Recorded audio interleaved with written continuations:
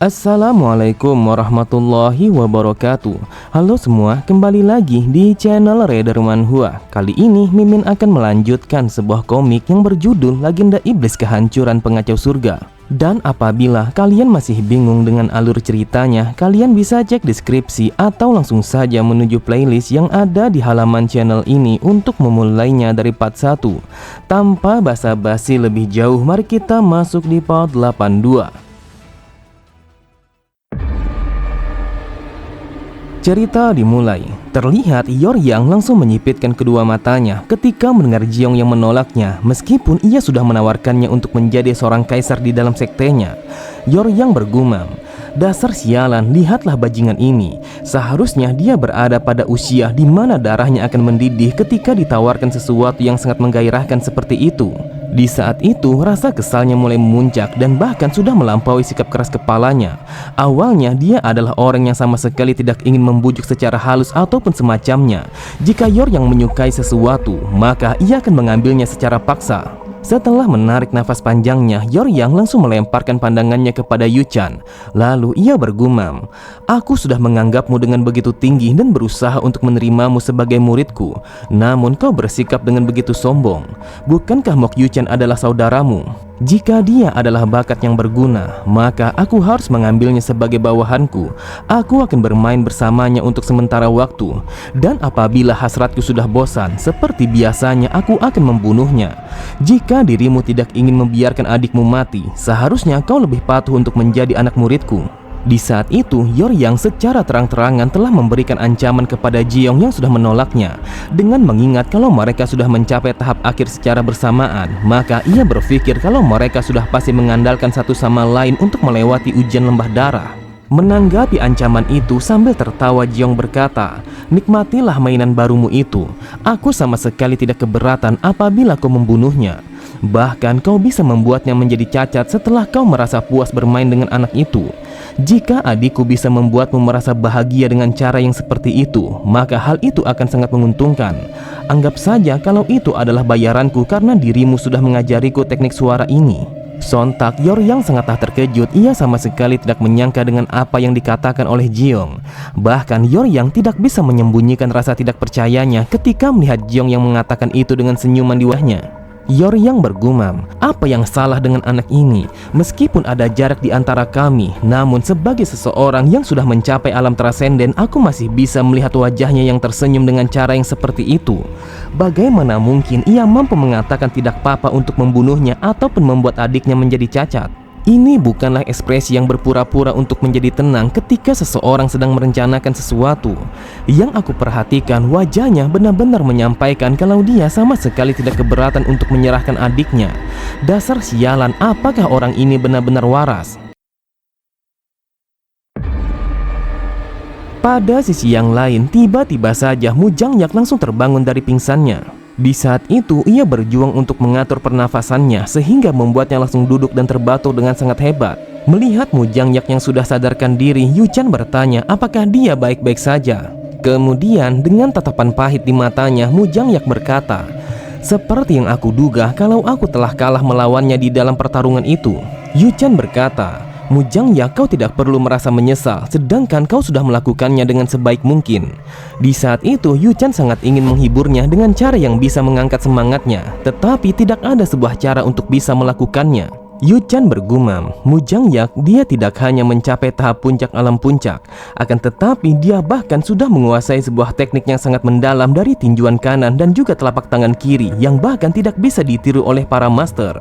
Namun dia telah kalah dengan begitu telak oleh seorang lawan yang dengan sempurna menirukan teknik itu hanya dalam sekali lihat. "Mok Yongwon, siapa kau sebenarnya?" Saat itu Yu Chan berpikir kalau ada sesuatu yang merubah tentang dirinya sejak terjadinya penyerangan terhadap keluarga Mok.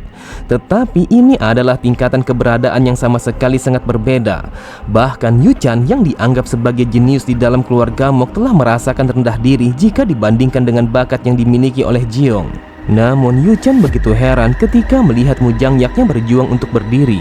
Yu Chan berkata, Mujang Yak, apa yang kau lakukan? Bukankah semestinya kau harus memulihkan dirimu terlebih dahulu? Tetapi Mujang Yak langsung menanggapi perkataan Yu Chan hanya dengan senyumannya. Kemudian tanpa mengucapkan sepatah kata pun, Mujang Yak langsung berjalan menuju ke arah Jiong karena ia ingin menghadap kepadanya. Melihat itu, Yu Chan hanya menatapnya dengan bingung. Yu Chan berpikir apakah dia melakukan ini karena dia sama sekali tidak bisa menerima dengan kekalahannya. Di saat itu, Yu Chan mencoba untuk melerai mereka berdua karena ia berpikir akan terjadinya pertarungan yang lainnya. Namun tanpa ia duga, Mujang Yak langsung berlutut di hadapan Jiong. Sambil bersujud di atas tanah, Mujang Yak berkata, "Aku telah kalah dan aku sudah berjanji untuk menjadi anjing setiamu. Jadi mulai dari sekarang aku bersumpah kalau aku akan melayanimu sebagai tuanku. Aku minta maaf karena aku tidak bisa menunjukkan kesetiaanku dengan baik di hadapan para master dan juga semua orang yang mengawasi kita." Sontak Yu Chan sangatlah terkejut. Awalnya ia berniat untuk turun tangan apabila terjadinya perselisihan. Namun dia sama sekali tidak bisa menyembunyikan rasa bingungnya setelah mendengar percakapan mereka. Yu Chan bergumam, ada apa dengan dirinya? Mengapa Mujang Yak telah memanggil bajingan itu sebagai tuan? Bahkan ia telah tunduk kepadanya dengan cara yang sangat memalukan. Apakah mungkin kalau ini ada kaitannya dengan janji yang mereka sepakati sebelumnya? Dan di saat yang bersamaan, terdengar semua orang langsung bersorak dengan sangat hebat ketika Mon Harang yang telah berhasil memenangi pertarungan itu. Di saat itu, Mon Eong telah tersungkur di atas tanah setelah mendapatkan serangan bertubi-tubi yang tertuju pada titik vitalnya. Kemudian Li Jiom langsung memerintahkan kepada Yomga dan juga Yu Chan untuk naik ke atas arena dan memulai pertarungan mereka. Meskipun Yu Chan begitu penasaran dengan apa yang telah terjadi kepada mereka berdua, akan tetapi dia harus mempersiapkan diri untuk bertarung melawan Yomga yang ia kenal sebagai salah satu orang-orang yang berbahaya. Tetapi di saat yang bersamaan, ia pun melihat Mon Harang langsung berjalan kembali ke tempat para peserta yang mengikuti ujian terakhir lembah darah. Dengan mengingat bagaimana perjuangan mereka bersama-sama pada ujian yang sebelumnya, Yu Chan berkata, "Aku tidak tahu bagaimana kau bisa dekat dengan bajingan itu, tetapi dia telah membuat semua orang yang berada di sekitarnya menjadi pelayannya. Jadi aku berharap kalau dirimu harus menjauhi bajingan itu." Akan tetapi Yu Chan langsung terdiam ketika melihat Mon Harang yang berjalan melewatinya sembari mengatakan kalau nasihat yang ia berikan sudah terlambat. Bahkan Yu Chan sama sekali tidak bisa memahami ketika mendengar Yomga yang memanggil Jiong sebagai tuan. Yu Chan berkata, "Aku tahu kalau dia sudah menemani bajingan itu setelah menyelesaikan ujian yang kedua. Tetapi entah mengapa dia memanggilnya sebagai tuan. Bukankah itu adalah panggilan yang biasanya digunakan oleh budak dan juga para pelayan?" Karena Yu Chan begitu kesal, ia pun langsung berjalan menuju ke arah Jiong untuk menanyakan mengapa hal itu bisa terjadi. Sambil berteriak, Yu Chan berkata, "Apa yang kau lakukan kepada mereka sampai-sampai mereka semua telah memanggilmu sebagai tuan yang seakan-akan kalau mereka adalah pelayanmu?" Ketika mendengar Jiong yang mengatakan kalau dia sama sekali tidak melakukan apapun kepada mereka, Yu Chan kembali berkata, "Dasar brengsek, mana mungkin mereka dengan sukarela untuk menjadi pelayanmu. Jadi kau tidak usah berpura-pura mengatakan tidak tahu." Namun Yu Chan langsung terdiam ketika mendengar Li Jiom yang memanggilnya untuk yang kedua kalinya. Terlihat Yu Chan hanya bisa menggigit bibir dan berbalik berjalan menuju ke arah arena. Lalu ia bergumam, "Ketika aku berurusan dengan bajingan ini di lembah darah, aku pun menyadari kalau sifat aslinya sangatlah jahat. Jadi tidak ada keraguan kalau dia sudah pasti menggunakan sebuah trik untuk bisa membuat mereka menjadi tunduk. Dia telah berubah dari dirinya yang sebelumnya. Aku hanya ingin meluruskan jiwanya yang sudah bengkok, yang mana hal itu telah bertentangan dengan kepercayaan murim ortodok. Namun saat ini jejaknya sama sekali tidak tersisa sehingga membuatnya terasa sia-sia. Dia memiliki sebuah bakat yang sangatlah luar biasa, sampai-sampai semua orang begitu mendambakannya. Bahkan hanya dengan melihatnya saja, semua orang langsung berkumpul kepadanya yang seakan-akan kalau dia adalah dewa. Namun sebaliknya, aku telah berdiri sendirian di tempat ini yang seolah-olah kalau aku telah ditelan oleh kegelapan. Apa yang harus aku lakukan saat ini?" Di saat itu, Yu Chan telah berdiri di hadapan Yomga dan bersiap untuk memulai pertarungannya. Namun terlihat dengan sangat jelas kalau dia masih memikirkan bagaimana semua orang telah berkumpul bersama Jiong, sedangkan dia adalah iblis yang sebenarnya. Dengan tatapan mata yang dipenuhi oleh amarah, Yu Chan berkata, "Dasar brengsek, apakah aku akan bisa untuk menghentikan bajingan itu?" Beberapa saat kemudian, terdengar semua orang yang ada di sana langsung bersorak bersama-sama ketika pertarungan antara Yomga dan juga Yu-chan telah berakhir dengan begitu seimbang. Namun pertarungan yang sengit itu telah berakhir dengan kemenangan Yu-chan. Di saat itu, Yomga langsung tersungkur ke atas tanah dan sama sekali tidak mampu untuk bergerak lagi. Seketika itu juga, Lee Ji-young langsung mengumumkan kalau pemenang pertarungan yang ketiga adalah Mok Yu-chan. Pada sisi yang lain, terlihat para pengamat yang menyaksikan pertarungan itu sama sekali tidak mampu untuk mengalihkan pandangannya karena itu adalah sebuah pertarungan yang sangat bagus. Lalu salah satu dari mereka berkata, "Awalnya aku berpikir kalau pemenangnya adalah Yomga. Jika kita lihat dari semua teknik yang ia gunakan selama duel, ia terlihat seperti seorang master yang sangat berpengalaman, sehingga ia hanya mengincar saat-saat yang diperlukan. Sementara Mok Yu-chan meskipun kurang pengalaman, akan tetapi ia masih mampu mengimbangi dengan naluri yang sangatlah luar biasa. Awalnya aku berpikir kalau pengalaman adalah sesuatu yang akan menentukan. Namun ternyata Mok Yu-chan mampu melampaui pengalaman yang dimiliki oleh Yomga, sehingga ia pun memenangi pertarungan ini dengan luar biasa." Namun tiba-tiba saja sebuah kabut merah langsung mengepul di tubuh Yu-chan yang bersamaan dengan nafas yang tersengal-sengal. Bahkan kulit putihnya langsung berubah menjadi coklat yang sangatlah drastis.